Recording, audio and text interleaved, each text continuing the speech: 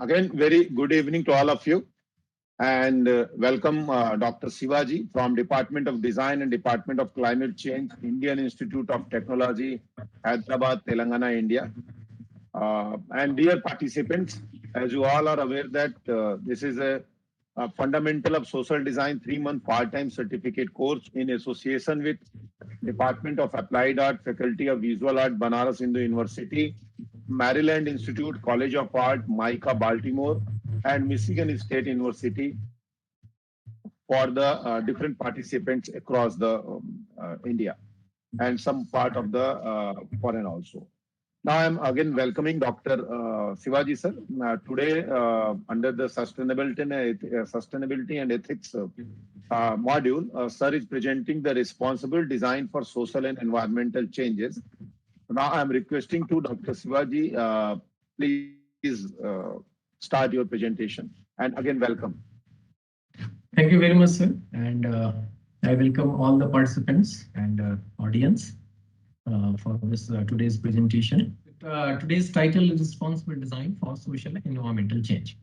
So, in continuation to my previous lecture, which was more of theoretical and discussions and and understanding the paradigms around sustainable development and the aspects of ethics involved in this whole discussion of development. So, with today's lecture, I will try to give you examples of different case studies from across the world, from the field of design, architecture, and a few more to elaborate on this whole phenomenon. So if we look at this term sustainable development, well, what does it mean? Well, more or less, we have some understanding, but to know more, there are lot of like research is going on and a lot of understanding and those things are actually being made. So if we try seeing it from like a dictionary perspective, so both of these terms like sustainability and development, if we see, they are apparently contradictory in nature. Like in the last like a lecture we discussed how sustainability and the things which are being done in the name of development are actually questionable if we see it from a pure sustainable point of view. So it appears to me that this sustainable development term is an oxymoron. What is an oxymoron? If we see the dictionary meaning of this term, well, you can search a figure of speech in which apparently contradictory terms appear in conjunction. Well, so we will see like how this whole phenomena of sustainable development is taking place, and is it going the way it should be, or there is a need to change and revise, a lot of things. So let's proceed. Well, it's a small cartoon. I have referred, from like some animator. It's very hard to read over the source over here, but I have found it on the internet, and I found it very apt. Like how the whole, if we see just the development, the has taken place over several centuries. Mainly, we can say in the last 2 or 3 centuries. Well, in the sea, the first quarter, we call it a fence, keeps out the giraffes and other lions and elephants, and we are safe over here. So this is how it started, a few thousand years ago. Like humans, they started actually creating boundaries, on the face of the earth, that this belongs to me, and there should not be a kind of a kind of other elements and other like living beings are not allowed. Well, it's with the time you can see the cartoon is very I think very direct and elaborative. So it started progressing, and now we know like we are in the last quarter, like how the reserves for the nature for the other other species of this like a planet, and even like the plants and vegetation and trees, well, the footprint of them have decreased significantly. Well, human species till now, like whatever like history is known of this world, of this planet, well, humans have evolved into a most dominant species which the earth has ever had. Okay, so well, the problem is into this whole like one species prevailing across this one whole planet, and giving a lot of challenges to the other species. Well, these are some other like uh, expressions of like an artist artistic like approach. You can see like how the vehicle of development is crushing, things from our like a surrounding. Well, one more, you may be, you may have read, or came across, such news. This is not just a cartoon; it's a depiction of a real, incidents which have happened in India, in other corners of the world as well. Well, and there are many more. If you Google just cartoon or these caricature and things like that around sustainable development, you will find a lot, many. Well, some of them are carrying some humorous meanings and and ideas to convey in a very pleasant way. But the real scenario is really not actually happy, and it's really in a crisis kind of situation. So in the last presentation we discussed, if all the humans, as far as like this ongoing time is concerned, if everyone starts asking for a lifestyle which any like a developed country such as like United States of America is having, their like citizens are having, so we need 4 Earths, like a planet, for giving us the resources which are needed to actually satisfy that kind of lifestyle. If you see some of these cartoons, the situation is really grim. Like in the middle one, in the center one, if you see, the ratio of plastic items per marine animal was 1:5. In the 2050, it is projected that it's going to be 1:1. That means the number of plastic items which we generally throw, which constitutes the whole garbage and waste, it's going to equal to the number of species, living species in the like oceans.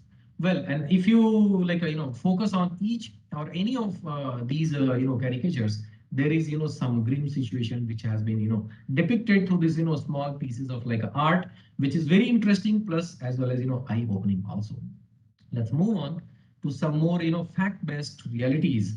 Well, how the human activity in large has grown exponentially over time, over not very long, just 100 to 100 years, like in the last this 2 centuries. You can see the number of the population, the human population. Second is total real gross domestic product, transportation in the like number of motor vehicles, water consumption, fertilizer consumption. Well, even the McDonald's restaurants, how they have grown such like huge in numbers. Then on the other part, if you see these green charts, the concentration of CO2 in the atmosphere, like the concentration of N2O, CH4, ozone depletion, like at what rate is had grew over, just, this, if you see in this bottom left, this table, this graph, it says just in a span of like a 50 years from 0 to almost 65, these percent loss of total, cumulus ozone has happened in just a period of like 50 years. Well, this is unprecedented. This has never happened in the history of this, at least what we know of in the history of this planet. And how northern hemisphere average surface temperature has rising, like we know greenhouse effects and all of those things which are becoming very very normal, and I think it's even the kids are studying in the textbook now. But reality is still very very grim. Though there are efforts from all the quarters, but it looks like it is still not sufficient. And how the loss of tropical rainforest and woodland has also occurred. So if you see like if you compare how the human development has increased and how the impact on the surrounding, our atmosphere, our ecology has actually happened. So this slide gives us a real picture. Well, this is still data which shows till year 2000 only. In the last, I'm sure in the last 20 years also, this may have increased at the same pace. So the question comes, what is climate change, global warming, extinction of species, shift in weather and overall like climatic patterns, and as a resultant there are severe consequences. Well, how this can be done? Of course, the regular solution, what we are actually trying to do and that we have been doing in the last a few decades, it proves that it is not sufficient. We need some creative novel solution, out of the box solution, some innovative products, processes and development of the systems all together, to achieve some significant improvement. Otherwise, the pace at which the change is happening is going to continue. Well, this is where actually design also comes into the picture with the help of design thinking, system thinking. Like whenever I'm designing like one single product, it's not just one single product. You remember, any single product and every single product is connected to the whole system. Like we teach in our system mapping and systems thinking design courses. So that is needed. This course, this philosophy is not needed only to that course. Is not limited to only that course. But I think every field, every engineering, every technological, every actually things, material science, we need it everywhere in implementation, and all of those things. Designing with empathy so that we can understand the pain points of the this planet and this system which is in the phase of devastation right now, and then we can design as a responsible in a very responsible way. So that is where I bring this term of conscious design. Why our designs are not having this consciousness, where and how and in what ways my design is going to get used. So why we are not bringing this consciousness into our design?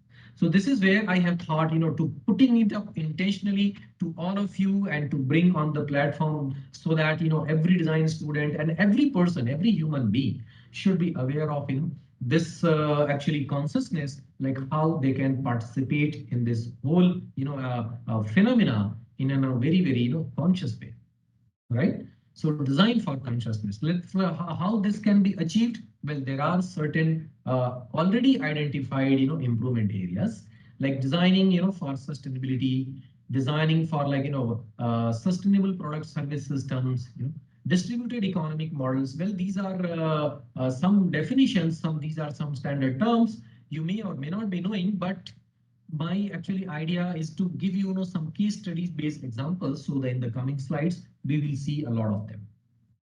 Well, considering life cycle analysis, minimizing consumption on the energy terms, on the material consumption and resources consumption terms, and optimizing on the resource reusability, biocompatibility, minimizing overall impact, right? So there are these are the some of the strategies which I have explained in my design for sustainability courses, which are well available separately. But I would like to give you this, even if you have not taken, you are not aware of these by the case examples, you will be I think will be more familiar how and why these things are necessary and how this can be done. Well, this is very I think standard, but we always touch it because we to keep reminding ourselves, it's not just the environment we are talking about. We are talking about even the society, because whatever we are doing for whom? For the human society, for our community, for us, right? So social, the society is very important part. And since everything can be driven from an economic perspective, this whole world is running on some form of economics, right? So with the help of this economic a system, how these two things can also be achieved and how everybody can be made part of this whole thing. So we are talking about inclusivity also. Remember, we discussed for inclusivity in our last lecture. Okay, so PPP, people, product, and processes. Well, there are certain researchers who have tried explaining these terms and in what ways our designs and things actually take place. So yeah, it revolves and it extends to these a people, community, processes and systems and products and artifacts and everything what we are actually doing on this planet. So what is the current scenario of sustainable design at the international level? Let's get into some case study examples. These I have sourced from various places, research papers, conferences, papers, and magazines, state of the art bulletins, tabloids, So it's a mixed bag to give you understanding of what I'm talking about. Yeah, so here if you see we have heard of a UHI, urban heat island effect. In the cities, why the overall like average temperature of a city always remains on the higher side compared to the countryside. The moment we enter into the cantonment areas or maybe an orchard, or maybe when we leave the city and we enter into the peri-urban areas and all that, why do we significantly feel the drop in the temperature? Well, of course, all of the materials of concrete, the star, brick, stone, concrete, all of these tiles and things, they usually hold and retain heat, right? And in the off time, in the night time, and the rest of the time also of the day, they keep releasing it slowly. Well, that forms a bubble of, a heat, right? This is what commonly we know is that like UHIE. So how this can also be prevented? A beautiful example in front of you here. Well, this is not the only one. You may have seen, some examples, some of these kind of designs happening in our Indian cities also in Delhi, Gurgaon, Mumbai, and other places, right? But those are still at very nascent stage, and there are hardly the projects which you can count on your fingers. Well, why this can't be actually extended to the majority of the projects? Because any change what we want to bring in cannot be done if it is not scaled up properly, right? So all of these efforts should not remain just as a case example. They must be actually adopted in our day-to-day practices. So these actually, sheet gives you the idea about the planning at the site and how the features of the site and the natural elements present and existing on the site can be incorporated in the design and can be given a lease of life. It's not that I'm going to develop a piece of land, so I should concrete it, I should metal it, and I should actually create that hard fencing that no other elements and no other living beings are allowed inside. That should not be the approach. So one beautiful example, in front of you, if you see like this place used to be like inundated in water. It used to be a marshy land. So a small piece of land is reclaimed over here, and rest of it is still being allowed, to continue as what it was, earlier. So these pictures are very, very evident over here. You see these walkways are created on top of this kind of this topography, using stills. So of landfill is not created to achieve a walkway on this actually site. So one of the very simple but beautiful and innovative solution.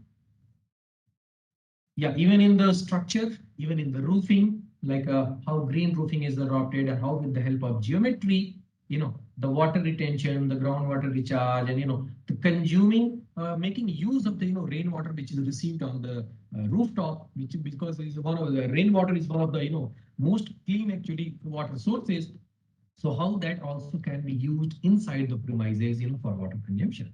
Okay, so there are several minute details. Maybe you can search for this these projects over internet. You will find a lot of many other interesting facts and ideas. As a you can always use them as an inspiration to improve your own designs. Right. Further, one very interesting actually design and an interesting actually artifact. This is from actually United Arab Emirates, UAE. So, well, we know that place, that country receives, a lot of like a heat and sunlight, like a glare all the time, most of the time of the year. It receives, a huge amount of, sun glare. So how this glare can be made huge, for, heating the water, and again, like, harvesting that energy into some other form, for utilizing, maybe the street lamps you can see in this picture, in this visual on the bottom left side. So this architect you can see over here, Ms. Acharya, she has actually taken help of, these design softwares like Ecotech, etc. And she has planned and designed, and executed this urban like a element, which has become part of, this urban landscape also. So along with the aesthetical, like a uses, it has, some functional value also. So how the innovative ideas and creativity can be brought into the implementation of achieving designs is a very interesting actually thing to see over here. Yeah, another example of a simple school design from our neighboring country, Nepal. So well, the most of the landscape inside the Nepal is like a hilly terrains. They have mountain hills, and a small part is only like a plain. So they are always in a challenge of getting the flat surfaces for building the houses, let alone creating the playground for like a children. So this was the project for designing a school, but on a hillside. So where to get that plain area, flat area where children can play, and playgrounds are very integral with the school, right? So the very simple thought, the architectural thought of creating that space, that actually play area on the rooftops. So you can see in this picture, it is in this section, it is very clear. You will see like how they have planned, and in the common areas and the rooftops, they have created these playground here for the children, so they can conveniently get this. So it's not just creating this space, it's saving the landscape also. The one other solution also which was possible is to cut the land and achieve that flat area in an L shape. Like usually we see like in the mountains, if you visit the Shimla and Gangtok and all of the like cities, there are millions of now buildings constructed by cutting the building, cutting that topography, that soil in an like a L shape. They scoop out this much of land, build the house, and eventually what happens? There are number of n number of houses across one actually inclined surface of a hill. You know, and then this whole actually the surface of the hill gets destabilized, and over the time when the rains come, it starts moving down, and it leads to like several like kind of these landslides and the other form of like a disasters. So why not to save that topographic actually feature, because there are several reasons for that. So of course, by adopting an innovative solution, you are saving the landscape in multiple ways, right? So some more details how they actually get got the several other like areas for creating maybe some interesting like a workshop or maybe outdoor teaching. So you see like how this architect Mr. Aman Raj, he took this inspiration by visiting the site, and at the site itself he made actually this sand model you can see over here in this picture, as a like a concept model, and then this was executed. You see this executed project on the top right. So one of the very interesting actually solutions, you see the typical landscape of Nepal and the location of this school. Where is it? Another very interesting example, this is from Auckland. You may have seen this in like architecture and design magazines or newspapers or maybe internet articles. This when it was like a design, it became like a world news because this utilized a very simple system of not cutting down the trees which were present on the site, but utilizing their these heavy diameter these trunks to erect these structures around the tree trunk, and create the meaningful spaces inside. So you see as a like a column, as a like a structural member, if you see the tree like can sustain even the storms and very high winds and several other kind of challenges. So there is like if you erect a column, a concrete column of the same diameter, it is hardly possible that you will attain the same the the strength and the strength which is needed to support that structure by using a by erecting a concrete column of the same diameter. Okay, so why not utilize this same the trees which are existing, which are standing on this site. So this is what exactly was done, and you'll see the couple over here, and they came up with these meaningful solutions. So in the details of this, if you see like this, they call it like a crystallis inspired pod forms which are wrapped around the trunk of the tree, right? So supporting up to like 30 diners at a time. So 30 diners, that means as a typical as a typical restaurant on the street, right? So it's as good as any other restaurant across the our markets. And the locality, you cannot ask for like a better location, better place for having your like such experiences. So how design came into picture again, by not cutting down these trees, by not flattening this topography. You see the the landscape, this diagram, this scheme over here. So how they have achieved these different actually trees, and they also created these platforms hanging in the sky to reach these places. They did not actually created these footpaths onto them. And it took just 3 months to execute this whole project. So, and the time factor also, if you see on the costing factor, there's a lot of efficiency which this design has achieved. So this is one of the most accolade receiving and prized project in the recent times, which shows some ingenuity, creativity, and adaptive use a responsible actually design intention for preserving our atmosphere. Another very interesting material based experimentation.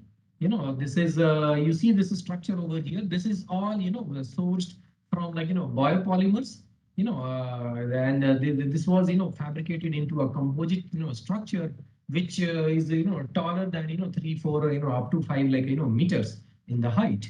Okay, so there could be several functional uses, but the best part was the the material experimentation and the uses of the biopolymers. Well, polymers which we are aware of like nylon and rayon and all that.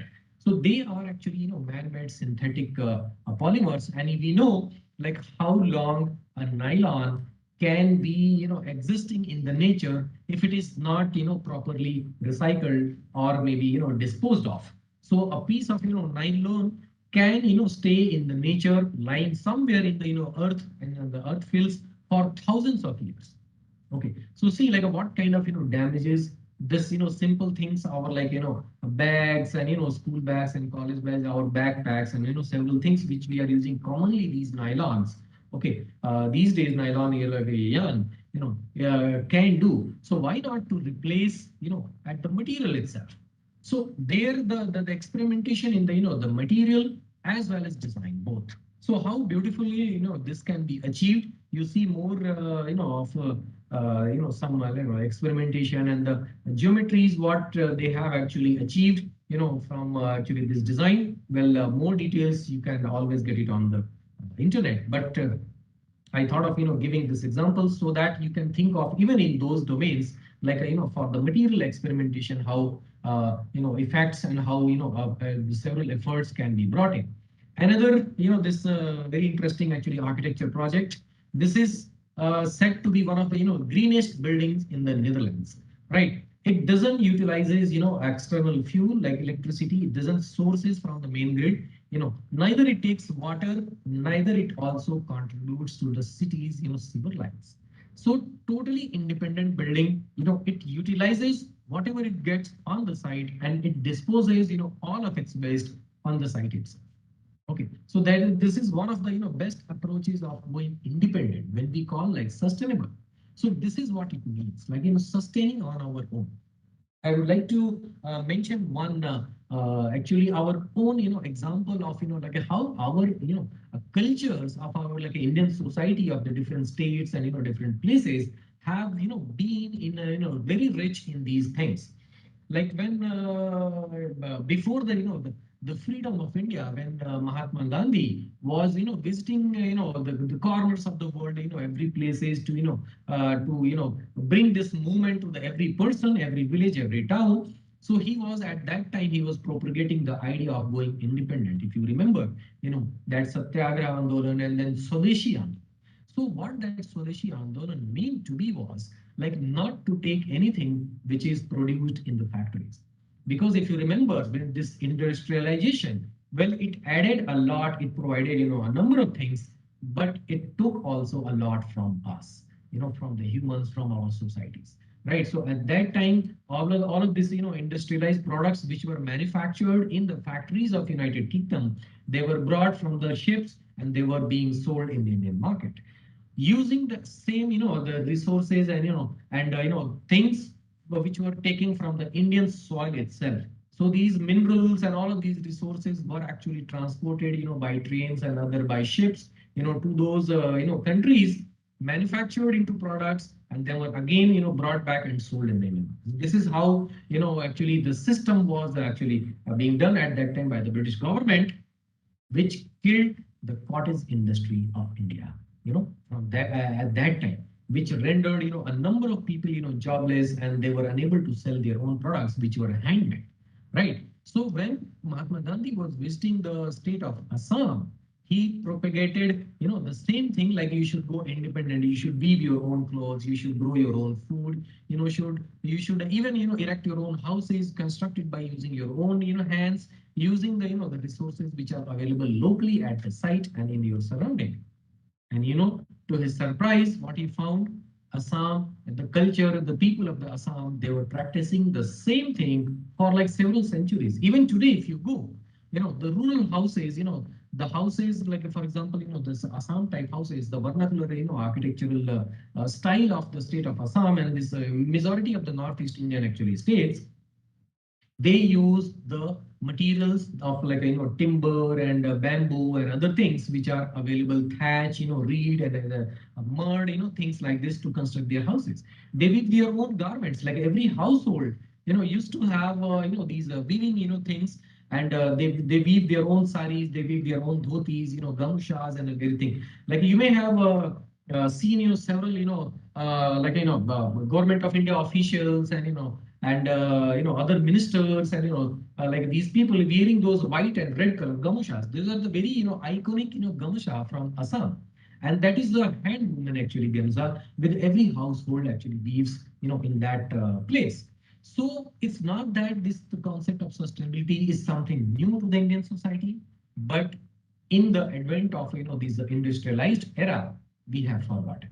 We have forgotten like how to sustain, how to live on the resources which are as close to you, but not to source things coming from something coming from South America, North America, or far away places. It adds a lot to the greenhouse gases, global warming and all of those things, because when the moment we are actually getting things from elsewhere, it adds a lot to the transportation, it adds a lot to the other things which are required, to bring that thing to us, right? So if you see this buildings example is one of the finest examples which is executed in the recent time. Okay, so this is why actually I brought this for your understanding. Like see these cross sections.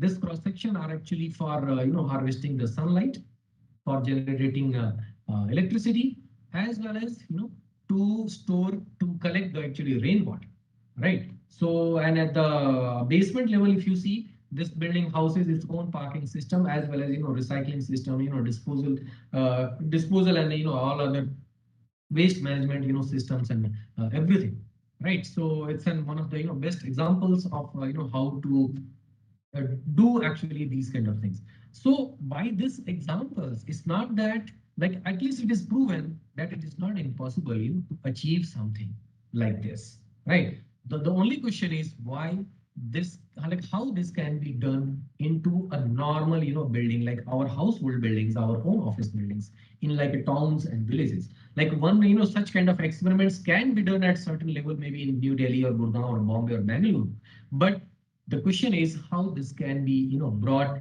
to our villages, our towns and all. So this is where actually your involvement comes into picture, your consciousness comes into picture. Like in what ways, in what innovative ways you can bring these solutions to adoption in these places. Okay, I have one more example. This was actually a prize-winning project. This was completed in year 2008. Right, so this is California Academy of Sciences in SF. Okay, so you see again, the use of native species of plants and vegetation. Using this green roofing to reduce the UHI effect. Plus, you see these shiny spots on the top of this building.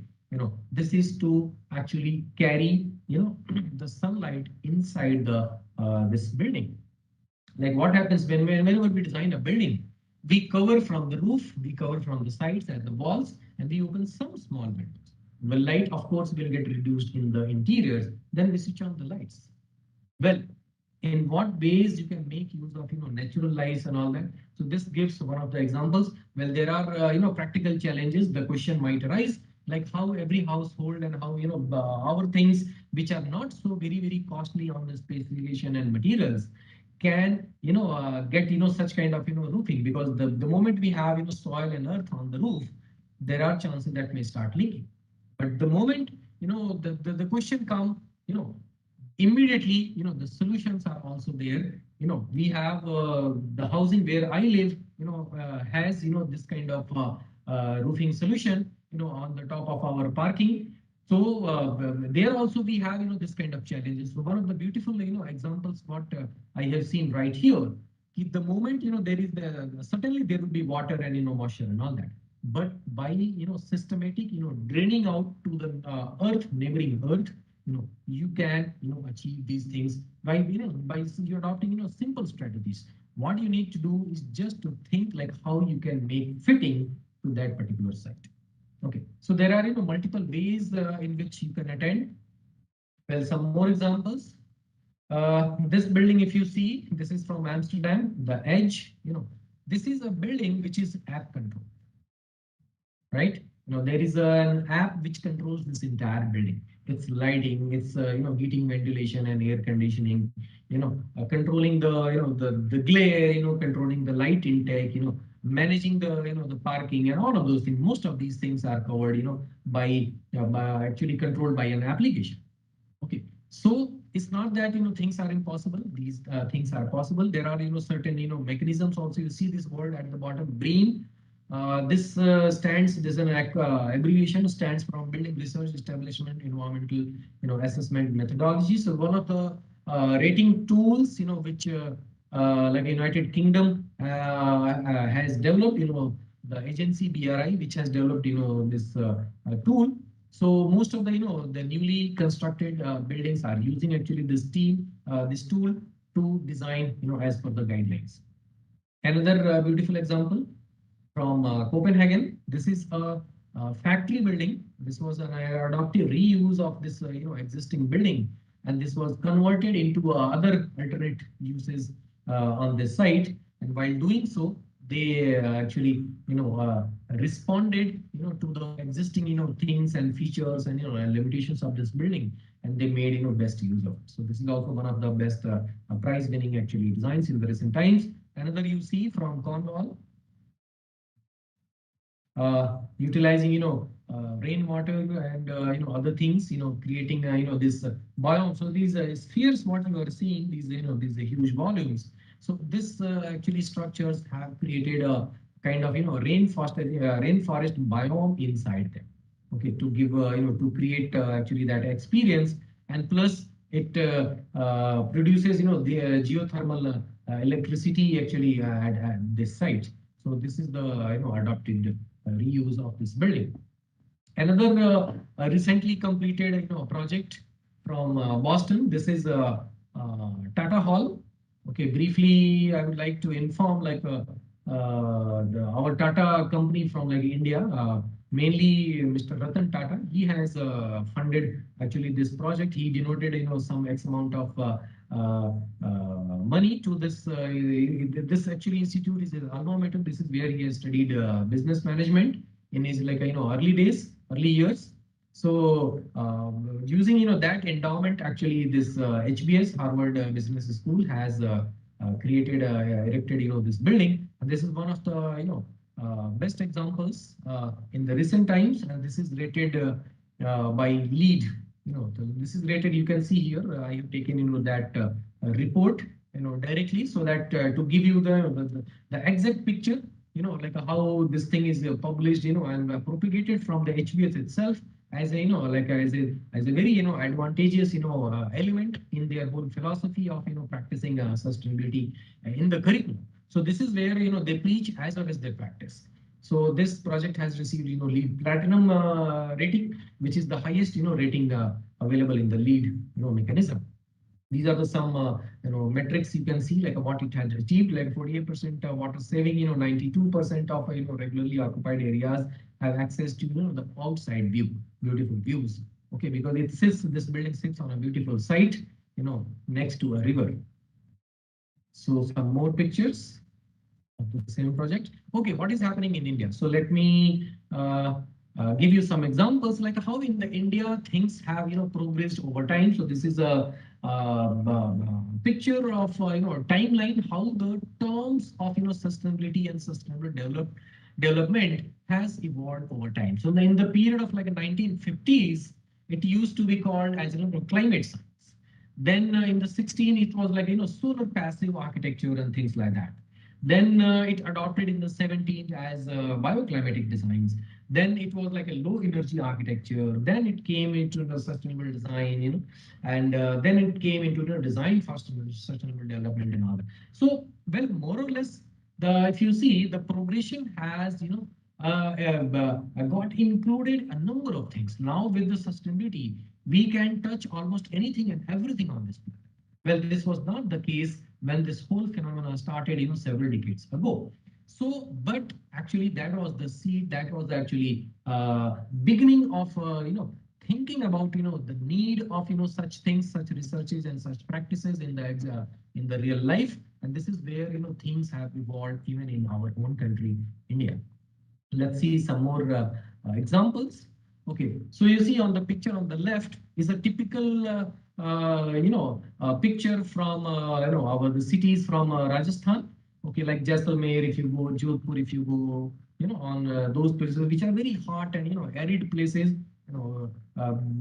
temperature, almost, gets touching like, 50 degrees Celsius in the summer times. Okay, and it becomes very hard to live. But even in those, kind of, conditions, there are, the vernacular architecture has helped, people to live, comfortably, even in those, kind of scorching, days. So how they have done it? These are, typical Havelis and typical houses, using, the very confined, gullies, which we see even in our own, lovable city of like Varanasi, Kashi, the narrow lanes and gullies, even if it is very hot and scorching sun, but the moment you reach in those gullies, you get, fresh, as cold as, like maybe an air conditioner can produce, those kind of, cooled, air, and it, refreshes. So this is how actually architecture, this is how the materials and, in the combination they have been used plays a role, to bring, that kind of. Well, you are using the similar kind of materials, on the new housing societies also, but we are not getting the same effect because we are not utilizing into those, techniques by using, those methods and all that. One typical actually utilizing, that kind of, fashion, that kind of like arrangement, the picture you see on the right side. And what our own very famous architect Yatin Pandya has said, sustainability is a phenomena. It is a concept that stems from and culminates in the way of life. Like if you remember, in my first lecture, I emphasize, what is a habit and how sustainability is related to the habit. Okay, it is about contextual adjustments for the maximum gain with the least disturbances or creating the imbalance. This is what exactly sustainability is, and our society, our cultures have been, richly, lived for, centuries and thousands of years. But I think we need to look back on those and, implement them in our, designs. Well, it is being done, from different architects and designers and creative our fraternity across the like our country also. You see like how the traditional jalis are also coming into fashion in the new buildings, and they are serving their purpose. Well, we need jali of course for ornamentation purpose, for that aesthetical purposes. Sometimes we depict certain figurines or episodes, maybe some decoration material and things like that, like geometrical things like that, but it has functional value also, to create a sunshade, and in this sunshade actually where the air gets cooled, and the interior spaces, get the benefit of, this actually, this kind of architectural systems, even by creating luvers and all that. Another beautiful example by famous architect like Christopher Charles Benninger. This is a picture from like CCBA. Okay, so this is a very famous building. You may be knowing like Suzlons. Okay, so this is their headquarters. This is how he has made use of natural elements. The water as an element. This building is situated in the city of Pune. Well, you can Google more for these interesting details, like how he has made use of the traits from like Indian culture, the sun, the moon, the wind, the rain, and he has incorporated into it. So this is the kind of marriage of the artistic thoughts and philosophies to the technology and to the engineering. So this is where actually the birth of the design and architecture actually take place. The very creative and innovative solutions. Well, this we have been discussing for some time now, like a UHIE. Like, yes, how you can promote, interaction and, connectivity in the society. Planning at the city level, like we are all aware of, the Chandigarh, and well, Chandigarh used to was planned as a, like, the city of, like as a like a post-independent in that era. It was designed for, like a vehicular traffic. So we have, very wide, long, orthogonal, road networks, and then there is, like a zoning, the zoning was,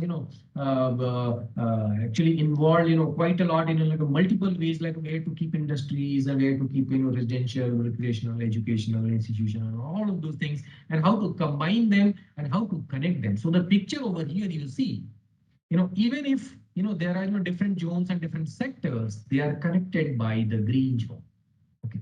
So you may have seen, how these, green corridors actually run across the, sectors in the city of, Chandigarh, So even in the, that time, this is, I think, a story from like a 60, 70 years ago, but the thought process, how this, the green corridors were created, by that team, which was led by, Le Corbusier.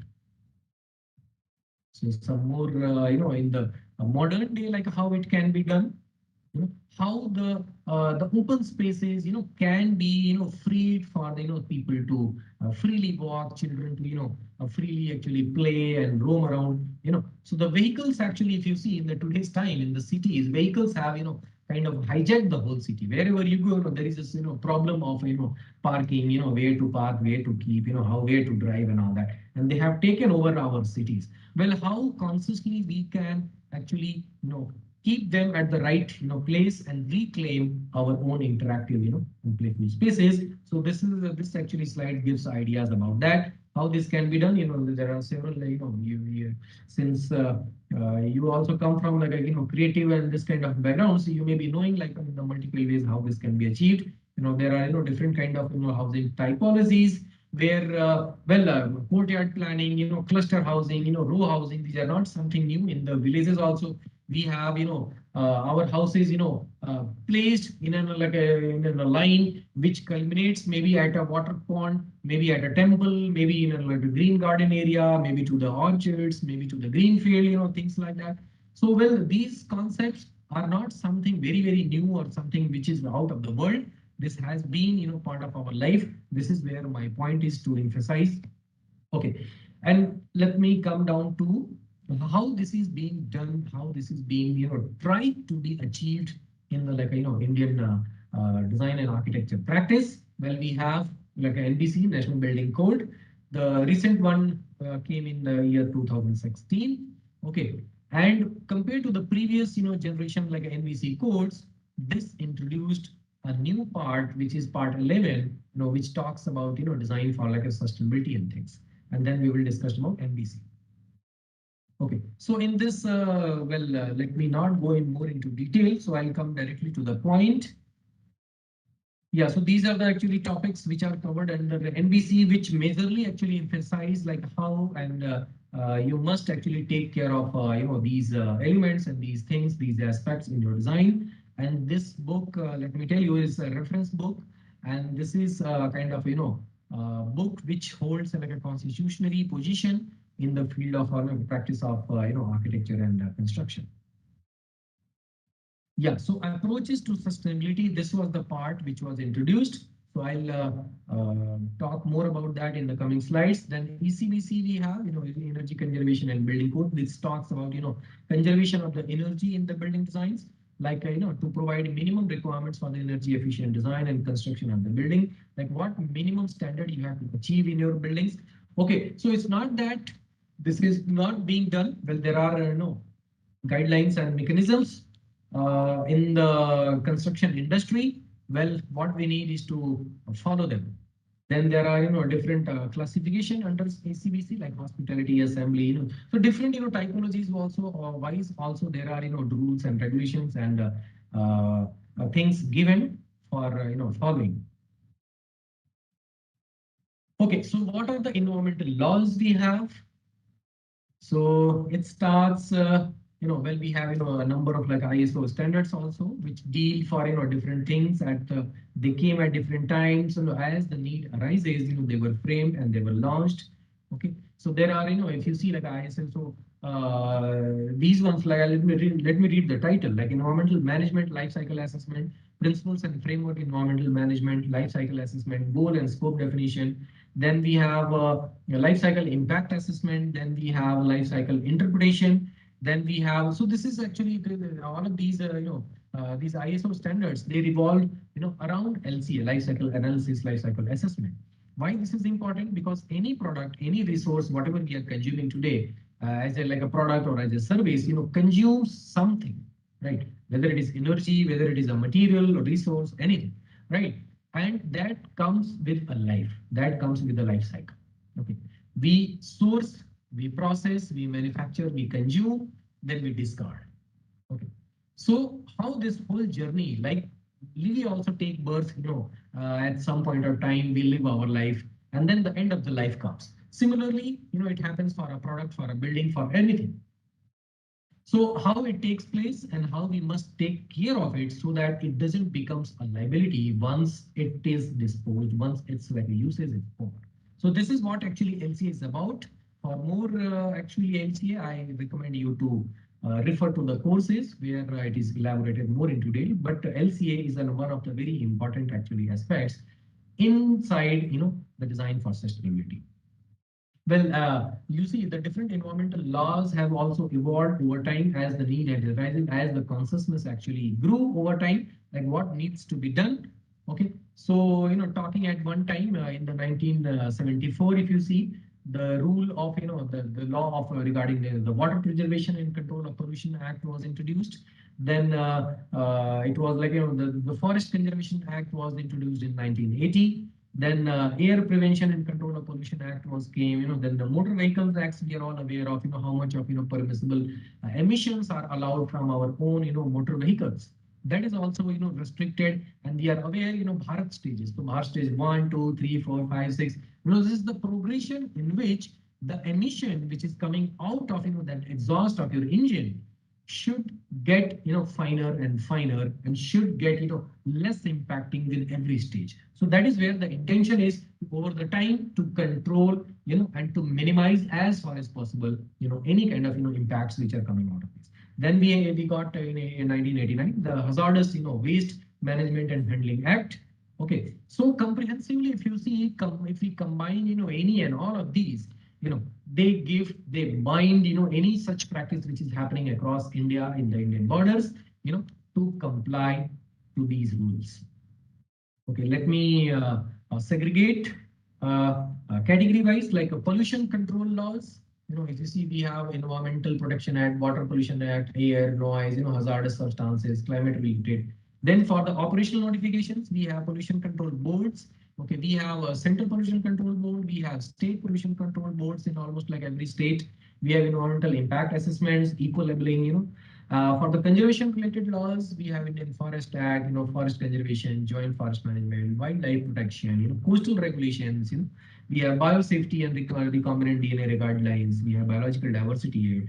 For the procedural laws, we have constitution for like 11th and 12th schedules, which talk about these. We have appellate authorities and environmental tribunals, like a green tribunal is a very famous, we all may be knowing, we keep hearing, this news or that news, and it is always in the news, for some of its, like preventive measures it takes, in controlling, the impacts by, the new kind of industrial solutions or the existing, industrial solutions in the different parts of the country. Okay, and then there are the several like Factories Act and etc. So they all actually collectively are trying to serve to the major cause of sustainability. Okay, well, what are the different rating systems? Well, so what we have seen till now, they are the rules, regulations, laws, and a reference books. Okay, how to make them actionable? So that is where actually comes the role of a rating tool like GRIHA, you may have heard of. Green rating for integrated habitat assessment. Then we have LEED, then there is CASB, BREEAM, across the world, if you see, all of these different agencies have come up with, some kind of, rating systems in their countries or in their own, continents and subcontinents. Okay, so you see in the India, we have, this Adarsh, we have, GRIHA Council, we have TERI, we have IGBC, all of these agencies, they are working with the, the common kind of mandates and overlapping actually objectives, and they are working together to develop such rating tools. You see, CASB comes from Japan. It's written over here. Then this lead actually started from US. Now the lead has the several different country-based additions also across in the India. Lead Canada, lead Australia, lead India is also there. And so on. Well, what do they talk? Well, with the overall objective, like this IGBC was founded in the year 2001. Well, in India. Well, what it targets, like buildings, the interiors, residential, societies, cities overall, communities, villages, health and well-being. So this talks actually about rating for these things. And then BREEAM, well, it was launched in India. Well, BREEAM International version is also there in 1990s. And then it caters to the buildings interior infrastructure, master planning, the different projects of different, typologies of the buildings like hospitality, commercial, industrial, and all those. Well, certification levels and details you can see on the right. Then CASB, from Japan. Well, it works with, there are several certification levels. So it starts from like a C, B, B plus, A, and to the S, which is the best. Okay. And yeah, it caters to the similar kind of requirements. Okay, then our own Griha. So I would like to talk more on this, like how Griha is being practiced in India. So the latest edition came in year 2019. These are the sections. On the left side, you can see section 1, sustainable site planning, construction management, energy optimization, and so on. And these each of these sections have a certain number of criteria. Like first one has 3. The next one also has 3, 3, then 3. Then this water management has 4 criteria. These are the list of the criteria.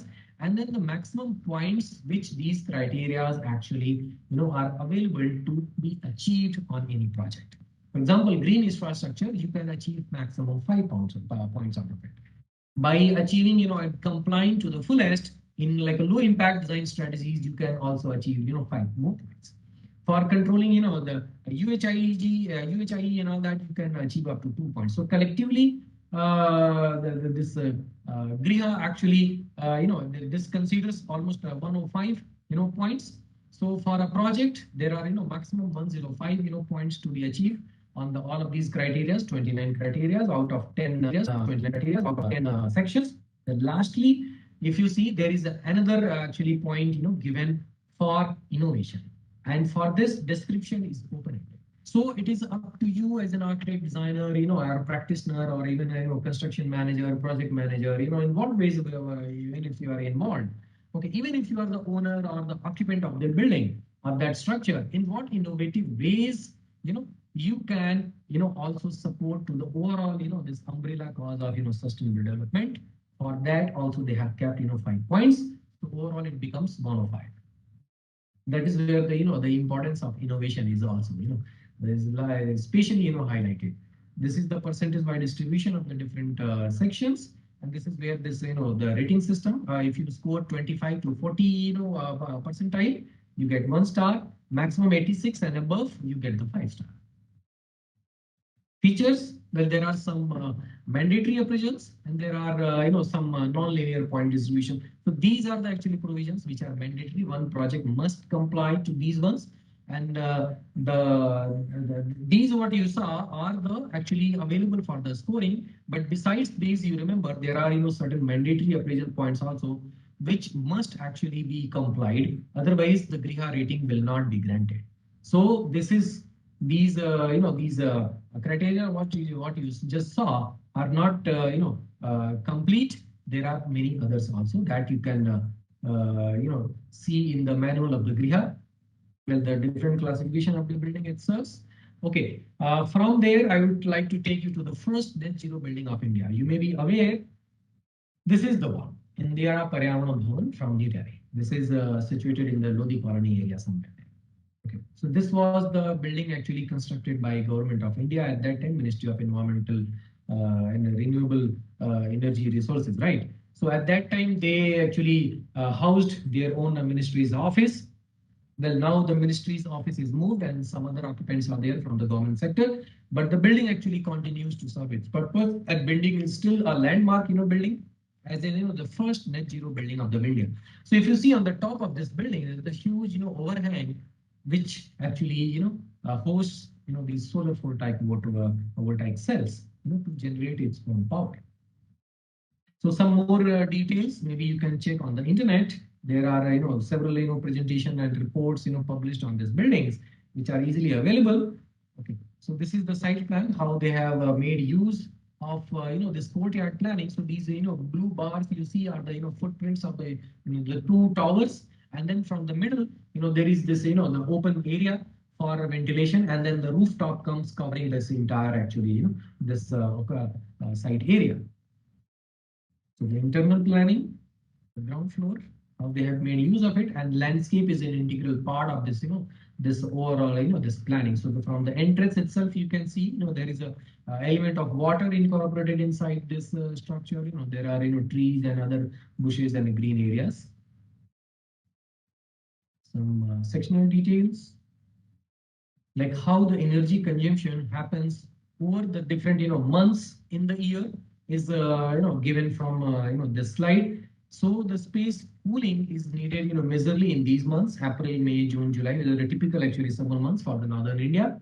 Okay, and rest of the time, it requires, the heating in these months. You see January and partly February, partly November and December, right? These 2 months of March and October are largely not very uncomfortable. It doesn't require much of cooling or much of heating also. Yeah, so this is where you see how the energy production and consumption also happens on this side. Okay, so this green is the production, and this this blue bar is the consumption. So only in these 3 months, if you see over here, that is July, August, and September, which are typically very uncomfortable months of because of a very high humidity and temperature. So this is where actually the consumption, because of the HVAC load, it gets increased. Rest of the months, if you see the energy it produces on the site is higher than what it consumes, and these this surplus energy gets contributed to the main grid. Okay, so some facts. Some more facts, like energy produced, energy consumed. Okay, so one very another example I would like to give you over here is the design and planning of the campus of IIT Gandhinagar, Indian Institute of Technology, Gandhinagar. So this is the fact sheet. If you see, building type, project type, institutional. This is situated in the village college in Gandhinagar, and site area almost 400 acres. Hostels were planned for close to like 1,200 students. Different phases. The total strength of master plan actually was for 6,000 students across the 3 phases. Well, the names of the famous architects and architects associates are given over here: architect Vinod Gupta, Ujjan Ghosh, and Mohammad Shahir. So the highlights which I have taken from the IIT Gandhinagar's website, and they are very proud to showcase, and I think they must be very proud, and we as a audience must be very receiving also to learn from this project. So that's why I brought this case example for your understanding. So see, this is the model of this hostel block area, how they have made use of these courtyards. And between the buildings, if you see, this is the walkways and the corridors.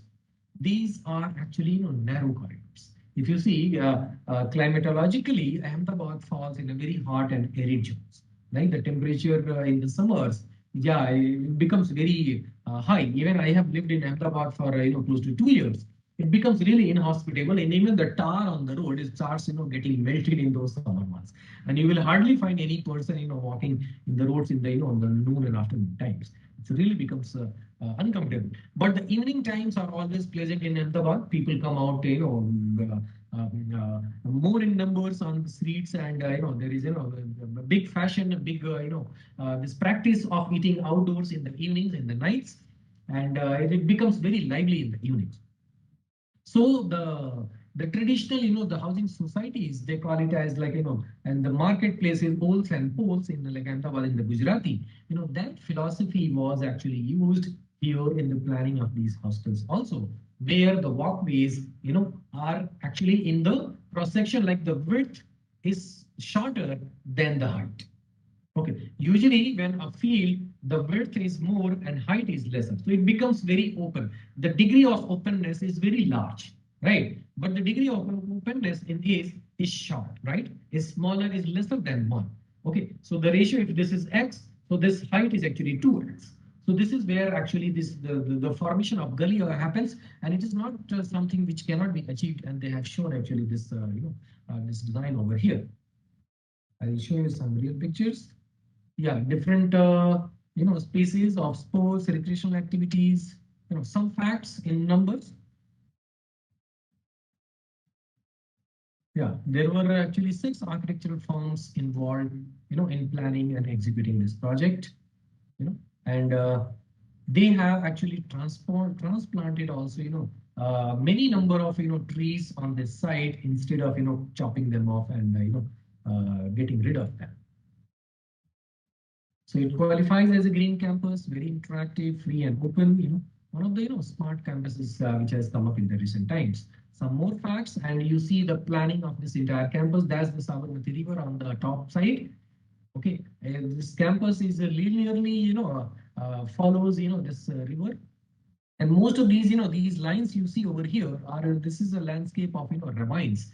This used to be, ravinous, landscape, very hard and kind of, what, very uneven, and very kind of rich in biodiversity, like, number of, reptiles, insects, and other living beings next to this river body. So creating, such kind of, infrastructure was going to, harm in a big way. But with this kind of, conscious design, they have largely taken care of that. And if you see, they have left, these, hardly, which are the hardcore, ravinous areas untouched. Uh, in the numbers also, I came across somewhere. Yeah, if you see, 40% of the land is eroded and ravenous. Okay, and they have actually left, this piece of actually land as it is. Yeah, it is more clear in this planning over here. This campus actually is divided into 2. There is a road which goes from here, and there is this Palace village also, which is right here. These are some pictures of the site. Yeah, some more details, like how they have not actually took their inspiration from the modern colonies. Rather, they have took inspiration from the the heritage city of like the Hyderabad, sorry, Ahmedabad, and they have actually used those those inherent vernacular features in the planning of this campus over here. Some more details. Yeah, this used to be housing these nilgai and different other species of the wildlife.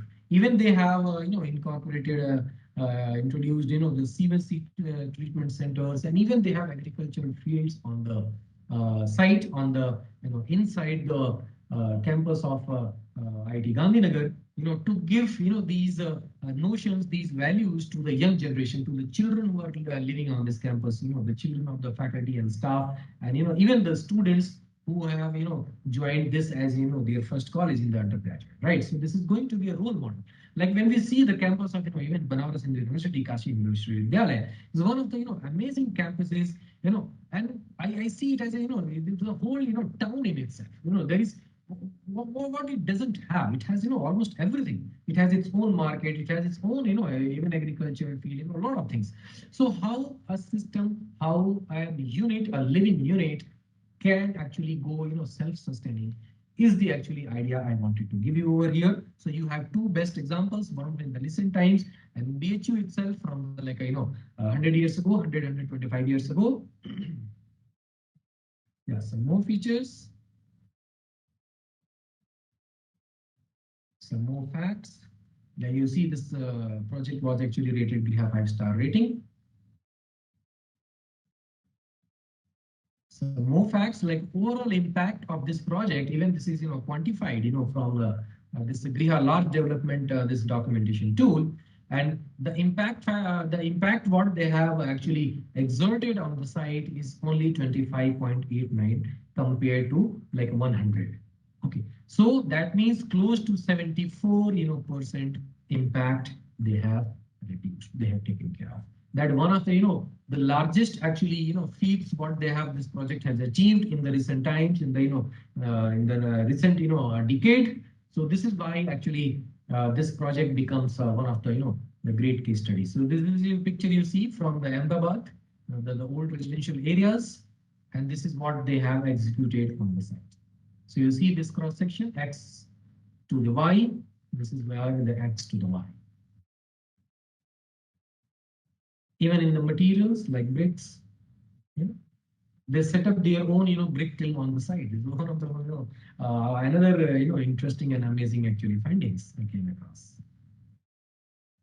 Yeah, and this is where they have given details like how, they have philosophized, they have made use of, the different, sustainable strategies to, handle, this thing on the site. In the different, buildings like, hostels and the academic areas, how they have made use of, these traditional, wind catchers and all that.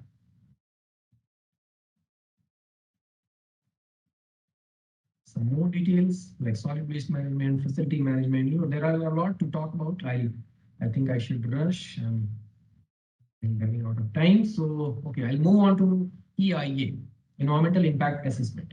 So this is where actually this comes into picture, like how to ascertain a project if it is going in the right direction or not. So there are, certain tools, for your disposal. You can find these tools easily available.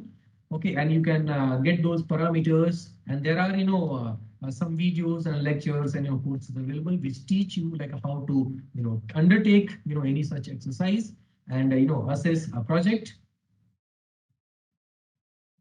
Well, we have discussed like how it started. Well, it started with the planning commission when the planning commission asked Department of Science and Technology (DST) to examine the River Valley projects from the environmental angle.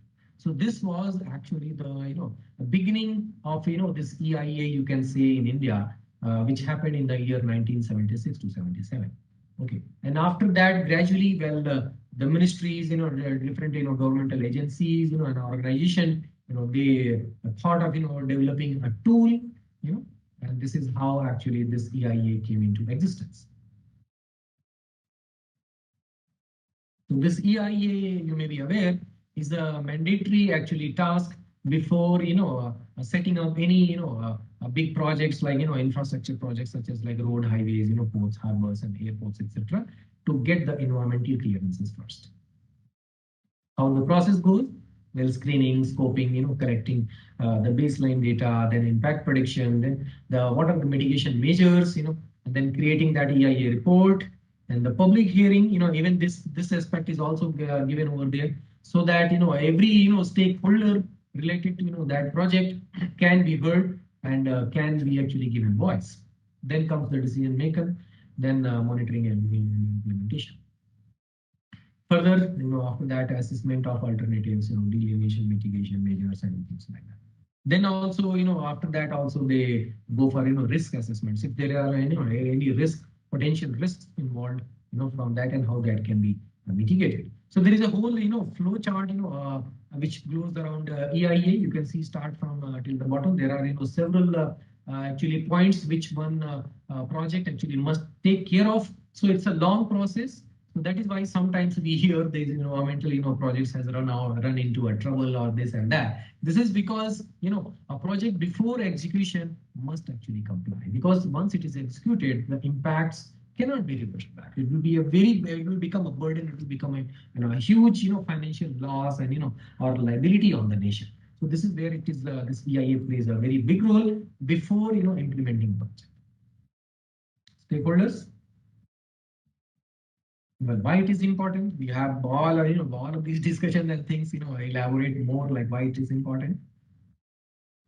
Well, there are certain of course limitations like applicability. It may not be possible to apply implement them 100%, because the moment you implement them 100%, there should not be a development. let's go back to our first slide from where I started. Sustainable development as an oxymoron, right? So this is where actually this contradiction comes into picture. Whether we wonder like whether a development can actually be sustainable. Well, it is very, very hard, very, very difficult, but at least we can always tend to achieve as much as we can, right? So that is the intention. Composition of expert committees and standards and things like that. Public hearing. Well, sometimes do not work, and well, some lacunae here and there. So those are actually the shortcomings. Sometimes lack of credibility. Sometimes yeah, other projects of very criticality or very high requirements like nuclear power projects and things like that. So those are special cases. Well, what is the way forward? Of course, the EIA authority must be an independent agency, away from the influence of any other agency like a government or the public or maybe the private sector or industries or anything. They must be rather independent of taking the judicious call. Yeah. Capacity building, of course, that's what we are doing right now also. This information dissemination, this bringing actually this, all of this information in totality to everyone so that we can act, independently in our own locations.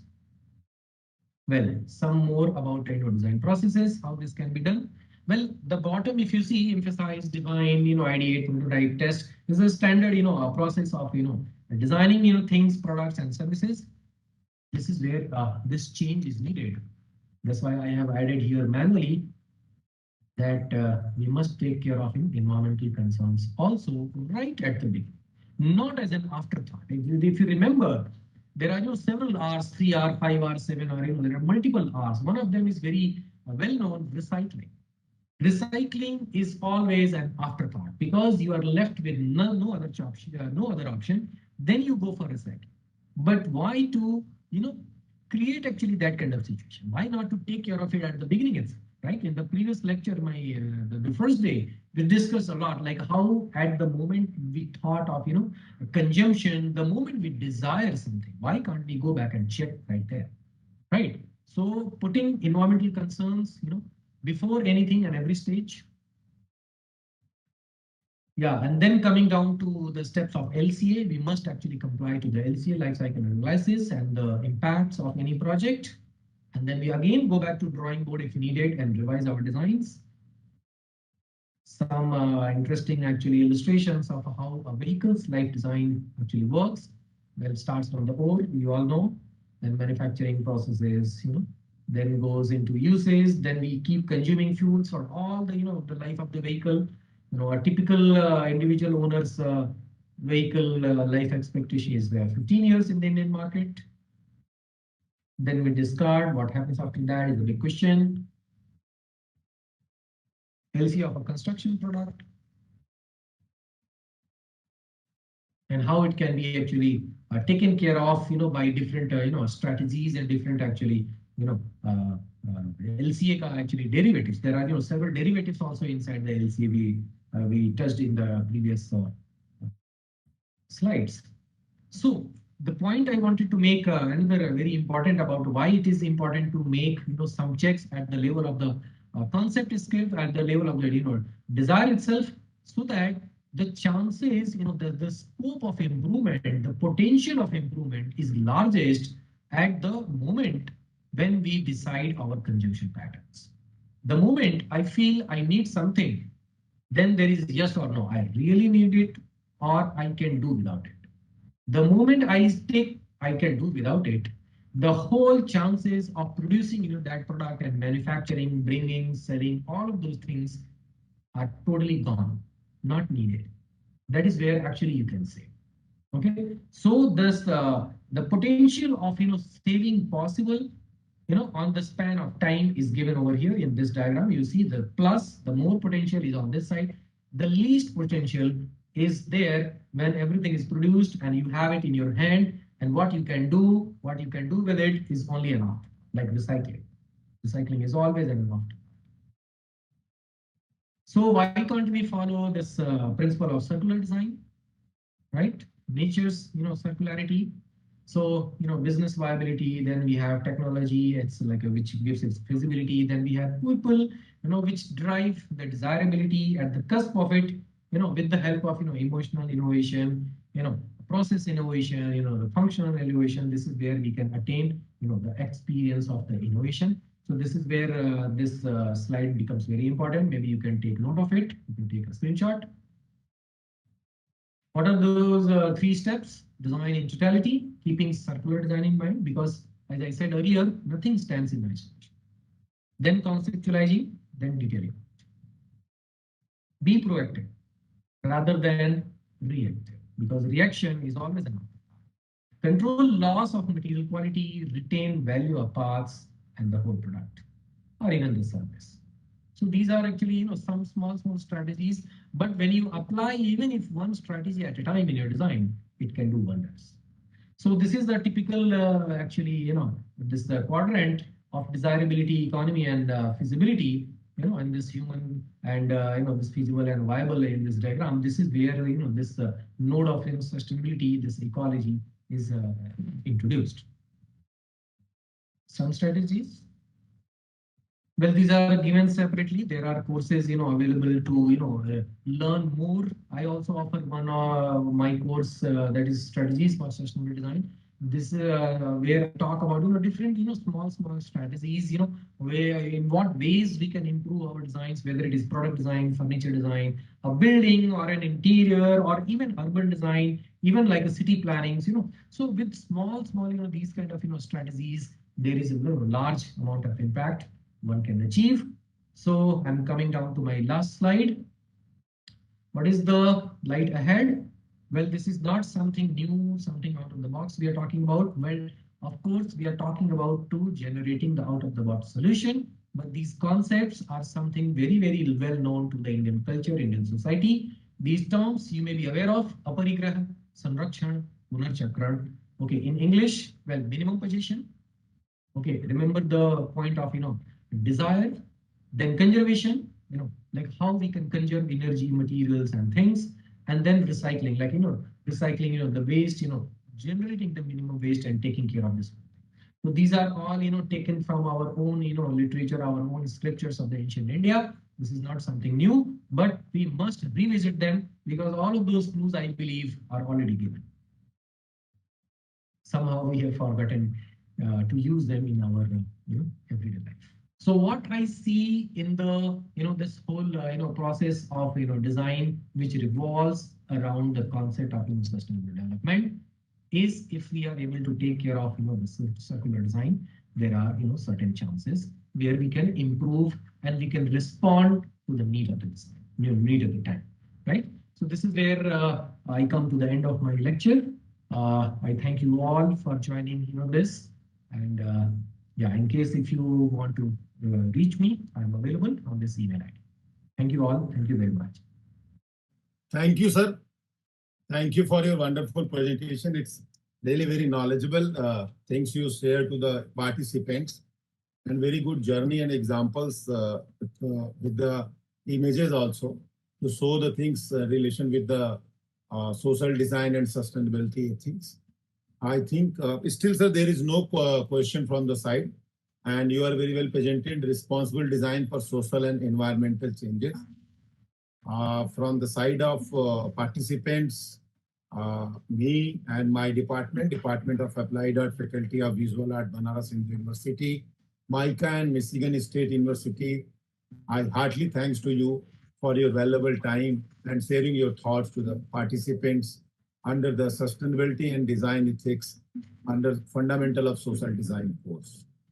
Thank you, Siva sir. Thank you very much, sir. Thank you for the invitation and conducting this workshop. I'm sure audience and the students and everybody who is participating is finding it useful. This is one of the very interesting workshops and very interesting topics I came across in the schedule of the different lectures. Thank you very much for the invitation, sir. Thank you very much. Thank you, participants.